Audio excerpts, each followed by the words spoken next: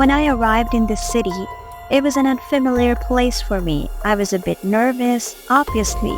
Uncle Mike was a very nice and cheerful man.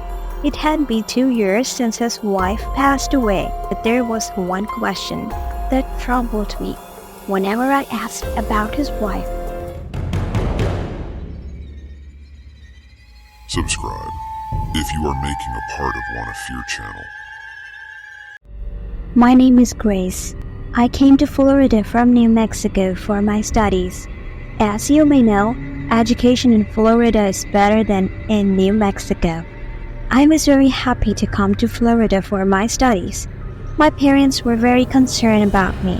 They hoped I would study and achieve something in my life that would bring honor to my parents' name.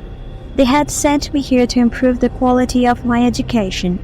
I won't go into too much detail about my studies. When I arrived in the city, it was an unfamiliar place for me. I was a bit nervous, obviously. A new city with new people was all strange. Before I came here, my parents had already booked a house for me to rent.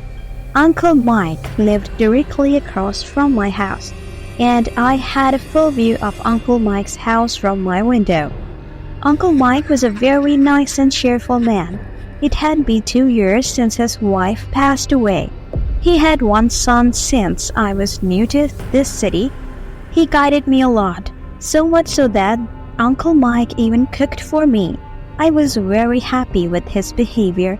It felt like I was staying at a relative's house rather than in a strange city. Besides studying, I had nothing else to do, nor did I have any friends. So sometimes I would go to Uncle Mike's house. I would sit there, talk to him, learn about the city, drink coffee, and visiting his house had become my routine. I loved listening to his stories. But there was one thing. Whenever I visited his house, I felt strange and negative vibes. I felt like something strange was going on that I was unaware of. I had no idea how bad my future experiences could be. As I've already mentioned about Uncle Mike, you know, what kind of person he was, whether it was something about the city or grocery shopping, he guided me in everything. But there was one question that troubled me. Whenever I asked about his wife, his demeanor would change. This seemed a bit odd to me, and one thing I had noted about their house was that it had a strange odor. I didn't know what it was. I had spent considerable time in that house, and my exams were approaching, so I began to visit Uncle Mike's less frequently. Most of my time was now dedicated to my studies. One night, I woke up due to a noise. The noise sounded like someone was hammering. When I listened carefully, I realized it was coming from Uncle Mike's foul-smelling house. The sound was like a hammer striking something, and after that, I heard a woman screaming. I tried to look at my window to see what was happening at Uncle Mike's house. I saw Uncle Mike standing outside, and as soon as he caught my gaze, he continued staring at me. His intense gaze was so strange and terrifying. I was fixated on him when suddenly the light in his room went out. I was sure it wasn't my imagination. That sound had definitely been a woman's voice. I decided to leave my house and go to Uncle Mike's, and that night felt so terrifying, as if it was specifically trying to scare me. I knocked on their door, only to find it was slightly open because the doorbell was out of order. I was very scared, but I felt sympathy for the woman's voice that had been echoing in my ears moments ago, or rather I felt someone's life was in danger, compelling me to throw myself into this distress. I stepped into that foul-smelling house, nervously calling out, "Uncle Mike, where are you? Uncle Mike, I heard something fall. Are you okay?" There was no response to my questions, and it felt like nobody was there. The house was very dark. I slowly walked inside where a room door used to be kept closed.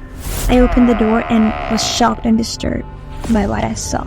A box covered with a black cloth surrounded by lit candles, and Uncle Mike was sitting on the ground with his eyes closed. In a state of panic, looked back and forth between Uncle Mike and in the box in front of him. Just then, Uncle Mike's eyes opened and I got even more scared. In his eyes, I could see fear and animalistic savagery. Seeing this, I quickly turned to run from his house, but I heard that woman's voice behind me. I rushed out of Uncle Mike's house and got back inside my house. Without wasting any time, I called the police and explained the entire incident that happened since I woke up. The police told me that I might have had a dream. I insisted that they come and see for themselves. The police arrived at my house shortly after. Hearing the sound of the police car, I rushed to the front door. I took the police with me into Uncle Mike's house, where I saw Uncle Mike standing, and the entire atmosphere of his house had completely changed. The light was on too. I asked him, "Whose voice was that? And what were you doing in your bedroom just now?" Uncle Mike replied, "Dear, I wasn't doing anything. You just arrived. I was sleeping. I couldn't believe it. I went to check that same bedroom where he had been lighting candles.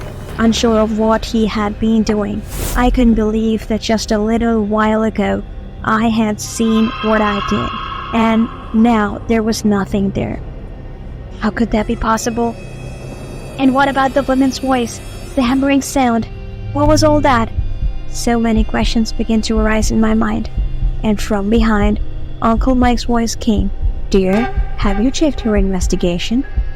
I said, "Uncle, I felt like something happened here at night." Uncle Mike replied, "Dear, you must have had a dream. I apologized to the police officer and said maybe I had a bad dream." I apologized to the police officer and said maybe I had a bad dream, but many questions were still running through my mind. The voice, the noise, etc. A few months passed, and suddenly one day, Uncle Mike packed his belongings and moved to another city. I have been living here for 5 years, but I can never forget that night. Was it a dream or something else? Please share your thoughts in the comment section. Thank you for watching the video. Don't forget to hit the like button. If you enjoy animated horror stories like this, then subscribe to the channel. Thank you for watching. We'll see you in the next video. Goodbye.